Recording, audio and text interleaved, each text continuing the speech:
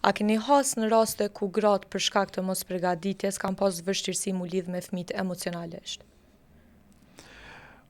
Po dashnia për fëmijën edhe përgatitja emocionale e para është edhe karakteristike qenjes tonë. Qenja humane është shumë e përgatitshme për me dhënë dashni, për me kanë gjendje me sakrifiku për fëmijën, për me bë më të mirën e mundshme në çdo rrethon, që si prind, si nan, në këtë rast që fëmia të ketë sa më shumë ushqim duhur, kujdes duhur,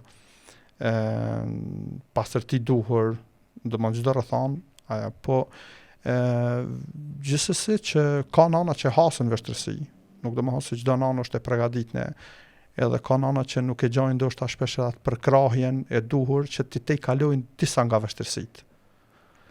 Po në përgjithësi kjo kalohet po them me bashkëpunim, qoftë kuptimin institucional, familjar, edhe shoqëror që një nanë tjetë sa ma përgatitur. Po, përveç nanës e ka mendu shpesh edhe rolin e babait.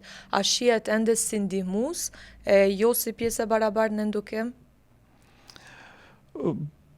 Muj me thonë që roli babait edhe në këtë aspekt, edhe roli babait ka progres, vitet e fund, dekadat e fund ka shumë progres, ka shumë vedisim baballarve, ka shumë tendencë edhe kalimin e stigmatizimit të disa formave të kujdesit që një prind, një babë nëse thjeshtësohet shumë, nëse ka kujdes shumë të madh barabartë me nanën që mos të stigmatizohet ose autostigmatizohet, që më thonë.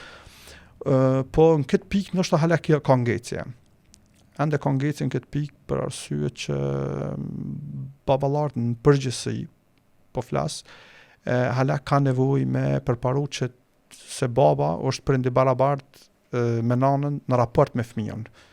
Në raport në kuptimin e dhënies të kujdesit, dashurisë, shkëmbimit emocional me fëmijë, po kujdesi hala më shumë i takon te nanës. Normal është edhe natyra biologjike e nanës, edhe natyra emotive që e lidh më shumë me fëmijën, po edhe baba duhet me punu më shumë që të jetë më afër nanës, jo thjesht ndoshta si mbështetës, edhe si përkras i kopashkashëm, po të jetë vazhdimisht në rol direkt të fëmijët.